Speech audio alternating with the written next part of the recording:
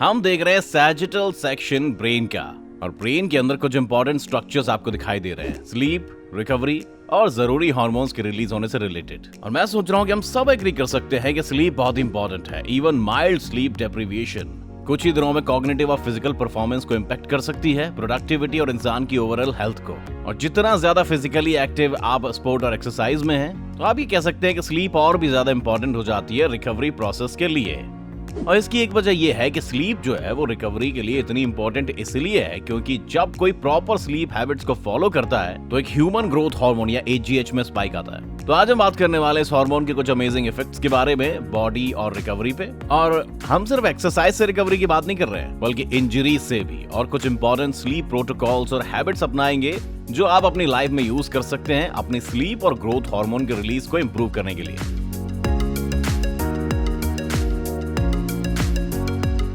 Growth hormone एक amazing gland से release होता है जिसको पिट्यूटरी ग्लैंड कहते हैं। पिट्यूटरी ग्लैंड आपके ब्रेन के बेस पे होता है, और मैं अपने स्टूडेंट्स को अक्सर बोलता हूं कि आप अपनी नाक के ब्रिज से सीधा पीछे जाएं तो आप इस ग्लैंड तक पहुंच जाएंगे। पिट्यूटरी ग्लैंड ग्रोथ हार्मोन को ब्लड स्ट्रीम में सीक्रेट करता है, जहां से पूरे बॉडी में सर्कुलेट करता है, जो इंपॉर्टेंट है क्योंकि ग्रोथ हार्मोन ऑलमोस्ट हर बॉडी टिश्यू के ग्रोथ को प्रमोट करता है, इंक्लूडिंग बोन्स। तो इसका मतलब ये है कि ये नॉर्मल ग्रोथ और डेवलपमेंट के लिए एसेंशियल है बचपन और एडोलेसेंस के दौरान। और जैसे मैंने हिंट दिया था, इसके कार्टिलेज और बोन ग्रोथ पे बहुत इफेक्ट होता है। तो अगर इसमें कोई कमी आती है तो स्केलेटन में ग्रोथ रुक सकती है, या अगर इसकी ज्यादती हो जाए ग्रोथ ईयर्स के दौरान तो कोई 8 फीट तक लंबा भी हो सकता है, और इस कंडीशन को जाइगेंटिज्म कहा जाता है। ग्रोथ हार्मोन सिर्फ नॉर्मल ग्रोथ और डेवलपमेंट के लिए नहीं है, बल्कि एडल्ट्स के लिए भी इंपॉर्टेंट है क्योंकि ये टिश्यू मेंटेनेंस और रिपेयर को स्टिमुलेट करता है, और इसके कुछ पावरफुल मेटाबॉलिक इफेक्ट्स भी हैं। और मैं चाहता हूं कि आप मेरे साथ थोड़ा डीप जाएं इस पे कि ग्रोथ हार्मोन कैसे टिश्यू मेंटेनेंस और रिपेयर में हेल्प करता है, और ये मेटाबॉलिक इफेक्ट्स कैसे एक्सपेक्ट करता है। टिश्यू मेंटेनेंस और रिपेयर का एक बड़ा हिस्सा प्रोटीन्स के बारे में है। प्रोटीन्स मेजर बिल्डिंग ब्लॉक्स हैं जो टिश्यूज के लिए स्ट्रक्चर देते हैं, जैसे टेंडन्स, लिगामेंट्स और दूसरे कनेक्टिव टिश्यूज। और ऑब्वियसली प्रोटीन्स मसल टिश्यू का एक बड़ा कंपोनेंट है। और सेल्यूलर लेवल पर ग्रोथ हार्मोन अमीनो एसिड्स का ट्रांसपोर्ट एनहांस करता है, जो प्रोटीन्स के ब्लॉक्स हैं सेल्स के अंदर, और साथ ही जीन्स को टर्न ऑन करता है जो प्रोटीन्स को सिंथेसाइज करते हैं ज्यादा अमाउंट्स में। तो अगर मेरे पास सेल्स के अंदर काम करने के लिए ज्यादा अमीनो एसिड्स हैं और मेरे पास जीन्स ऑन हैं जो इन अमीनो एसिड्स का यूज करके ज्यादा प्रोटीन्स बनाएंगे, तो सेल्स नए प्रोटीन्स को टिश्यू में डिपॉजिट कर सकते हैं। और ये बताता है कि ग्रोथ हार्मोन कैसे टिश्यू मेंटेनेंस और रिपेयर में इन्वॉल्व होता है, और क्यों ग्रोथ हार्मोन रिलीज को ऑप्टिमाइज करना एक्सरसाइज और इंजरी से रिकवरी के लिए बेनिफिशियल हो सकता है। और इसने तो कई क्लिनिकल जैसे ऑर्थोपेडिक सर्जन्स को भी लीड किया है अपने पेशेंट्स के साथ ग्रोथ हार्मोन यूज करने के लिए, सर्जरी से रिकवरी को स्पीड अप करने के लिए। लेकिन ग्रोथ हार्मोन के मेटाबॉलिक इफेक्ट्स क्या हैं?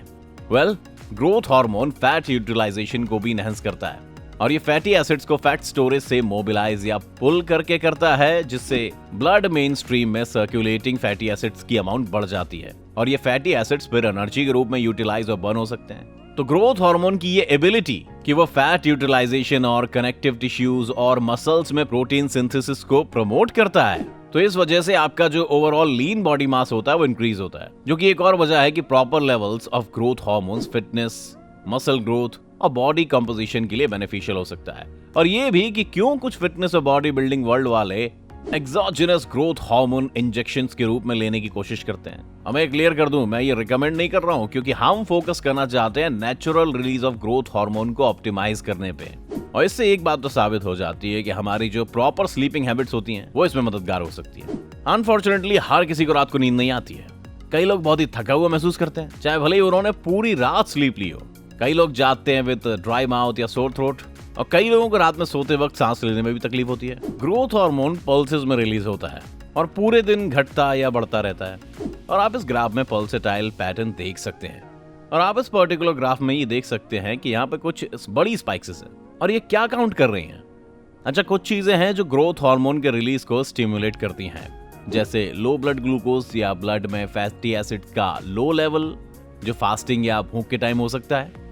ये भी एक्सरसाइज, ट्रॉमा और स्ट्रेस से स्टिमुलेट होता है, और डीप स्लीप के पहले 2 घंटे में भी। और एक बात जो हमने नहीं बताई वो ये है कि पिट्यूटरी ग्लैंड जो ग्रोथ हार्मोन रिलीज करता है, इसको अक्सर मास्टर ग्लैंड भी कहते हैं, क्योंकि ये सिर्फ ग्रोथ हार्मोन ही नहीं है बल्कि और भी कई हार्मोन्स को रिलीज करता है ये, जो बॉडी के दूसरे एंडोक्राइन ग्लैंड्स को कंट्रोल करते हैं। लेकिन हमें ये भी पता है कि पिट्यूटरी ग्लैंड का भी एक बॉस होता है जो पिट्यूटरी ग्लैंड के ऊपर होता है, और वो है हाइपोथैलेमस। और हाइपोथैलेमस को मेंशन करना जरूरी है क्योंकि ये बॉडी के होमियोस्टेसिस के मेजर रेगुलेटर्स में से एक है।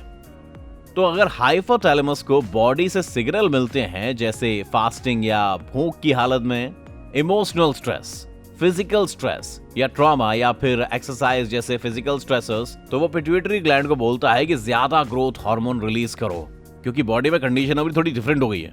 और हाइपोथैलेमस बॉडी के सर्केडियन रिदम्स यानी स्लीप वेक साइकिल्स को भी रेगुलेट करता है, और इसलिए पिट्यूटरी ग्लैंड को बोलता है कि एक स्पेसिफिक स्लीप फेज में हार्मोन को रिलीज करो। तो वापस उस ग्राफ की बात करते हैं जो पहले हमने देखा। उसमें पहला बड़ा स्पाइक जो आपने देखा वो एक स्ट्रेनस एक्सरसाइज सेशन की वजह से हुआ था, और दूसरा बड़ा स्पाइक नींद के दौरान हुआ, खास तौर पर डीप स्लीप के पहले 1 से 2 घंटे में। तो जैसा कि आप देख सकते हैं, पहले 1 या 2 घंटे की डीप स्लीप जो है वो बहुत ही जरूरी है हार्मोन के स्पाइक के लिए, क्योंकि अगर आपको ये स्पाइक मिलता है यानी ये एक्स्ट्रा ग्रोथ हार्मोन का बूस्ट मिलता है, तो ये नींद के दौरान होने वाले दूसरे रिकवरी प्रोसेसेस के साथ काम करता है ताकि बॉडी के अलग अलग स्ट्रक्चर्स में टिश्यू रिपेयर को स्टिमुलेट किया जा सके, जिसमें स्केलेटन मसल का रिपेयर और बिल्डिंग भी शामिल है। ना सिर्फ आप इसको एक्सरसाइज और टिश्यू रिकवरी के पर्सपेक्टिव से देख सकते हैं, बल्कि ये न्यूरॉन्स में प्रोटीन सिंथेसिस के लिए भी बहुत ज्यादा जरूरी है। जैसे कि जब आप मेमोरीज डेवलप कर रहे होते हैं या दिन भर सीखी हुई इन्फॉर्मेशन को ऑर्गेनाइज कर रहे होते हैं, ये ग्रोथ हार्मोन्स का स्पाइक इस प्रोसेस में भी हेल्प कर सकता है। तो अगर आप ये पहला डीप स्लीप साइकिल मिस करते हैं तो आप ये बड़ा ग्रोथ हार्मोन स्पाइक भी मिस कर सकते हैं। लेकिन अगर आप सोच रहे हैं 1 मिनट रुकियो, अगर ये पहले 2 घंटे की नींद में होता है तो अगर मैं कम से कम पहले 2 घंटे की नींद ले लूं तो क्या मुझे स्पाइक नहीं मिलेगा क्या? बढ़िया। अब यहीं पे सर्केडियन रिदम मैटर करता है। आप एक सर्केडियन क्लॉक डेवलप करते हैं यानी एक स्लीप वेक साइकिल, और अगर आप इसे ऐसे समझ सकते हैं कि बॉडी के सेल्स के पास एक स्पेसिफिक क्लॉक या शेड्यूल होता है जो वो फॉलो करता है, तो वो अलग अलग स्लीप फेजेस के दौरान होने वाली चीजों के लिए जो है वो रेडी होते हैं, जिसमें से एक है ये ग्रोथ हार्मोन को बड़ा रिलीज पहले 1 से 2 घंटे में। मान लो कि आप नॉर्मली हर रात 10 बजे सो जाते हैं, लेकिन अगले 1-2 रातों में आप 11:30 बजे उससे भी लेट सोते हैं, तो इससे पता क्या होगा कि आप ये ग्रोथ हार्मोन के रिलीज को मिस कर सकते हैं, या इसका रिलीज जो है वो आपकी बॉडी में कम हो जाएगा। आपके स्लीप रूटीन में एक सडन चेंज आ गया, चाहे आप उतने ही घंटे सोए जितना सोते हैं। ऐसा लगता है जैसे बॉडी कह रही हो, ओह मैंने यार अपना रेगुलर ग्रोथ हार्मोन रिलीज करना मिस कर दिया, और फिर आपका स्लीप फेज छूट जाता है। तो ये एक मेन रीजन है कि स्लीप कंसिस्टेंसी इतनी जरूरी क्यों है ग्रोथ हार्मोन के लिए, रिकवरी के लिए, और नींद के दौरान होने वाले दूसरे रेट्रोस्पेक्टिव प्रोसेसेस के लिए। तो एक आदत तो मैं कह रहा हूं अब आज ही डाल लो कि वो है हर रोज एक ही टाइम पे सोना और उठना, जो आपके बॉडी के इंटरनल क्लॉक को रेगुलेट करता है, बेटर स्लीप क्वालिटी को प्रमोट करता है, और ऑब्वियसली इस नाइटली ग्रोथ हार्मोन रिलीज को ऑप्टिमाइज करता है। हाँ, ये नोट हो सकता है कि कभी कभी आपके एग्जैक्ट बेड टाइम में थोड़ी सी डेविएशन दुनिया का अंत नहीं कर देगी, लेकिन अगर आप कॉन्स्टेंटली एक इरेक्टिक स्लीप शेड्यूल रखते हैं तो टाइम के साथ ही ग्रोथ हार्मोन के लिए आइडियल नहीं होगा भाई साहब, और ना ही नींद के दौरान होने वाले दूसरे रेट्रोस्पेक्टिव प्रोसेसेस के लिए। और ऑब्वियसली आपकी बॉडी इसमें एडजस्टमेंट कर सकती है। मतलब अगर आप नॉर्मल 10:30 से 7:30 तक सो जाते हैं, तो अगर आपको एक दिन एक नया जॉब मिल गया जिसमें आपको जल्दी उठना पड़ता है और आपने अपना स्लीप शेड्यूल 9 PM से 5 AM कर दिया, या शायद आप एक डिफरेंट टाइम जोन में शिफ्ट हो गए हैं, तो थोड़े से टाइम के साथ आपकी बॉडी भी एडजस्ट कर लेगी, बशर्ते आप एक नए कंसिस्टेंट स्लीप रूटीन में शिफ्ट हो रहे हैं। अच्छा, एक और छोटी सी टिप जो आप ट्राई कर सकते हैं वो है सोने से 2 से 3 घंटे पहले खाना अवॉइड करना, क्योंकि कुछ डेटा ये दिखाते हैं कि ये भी ग्रोथ हार्मोन की रिलीज में मददगार हो सकती है, जो पहले 1 से 2 घंटे में होता है, और ये आपकी ओवरऑल स्लीप क्वालिटी को भी इंप्रूव कर सकता है। अगर आप सोने से ठीक पहले थोड़ा सा चीज केक खाने से बचेंगे तो, जो अगर मैं अपने बारे में बोलूं तो मेरी बहुत बड़ी कमजोरी है। तो होपफुली आज का वीडियो काफी इंफॉर्मेटिव रहा होगा आपके लिए, और आपको समझ में आया होगा कि ग्रेट स्लीप इतना बेनिफिशियल क्यों होता है हमारे लिए, और ग्रोथ हार्मोन के बारे में भी आपको अच्छे समझ में आया होगा। तो इन दोनों टॉपिक्स पे अपन और भी बात करेंगे, लेकिन तब तक जब बात ग्रोथ हार्मोन के प्रोटीन सिंथेसिस स्टिमुलेट करने की है, आप शायद ये जानना चाहते होंगे कि आपको एक दिन में कितना प्रोटीन चाहिए, जो आप यहाँ हमारे एक दूसरे वीडियो लिंक में देख के आराम से जान सकते हैं। और ऑफ कोर्स वीडियो देखने के लिए धन्यवाद। आपके क्या विचार है इस वीडियो के बारे में बताइएगा। मिलते हैं जल्दी।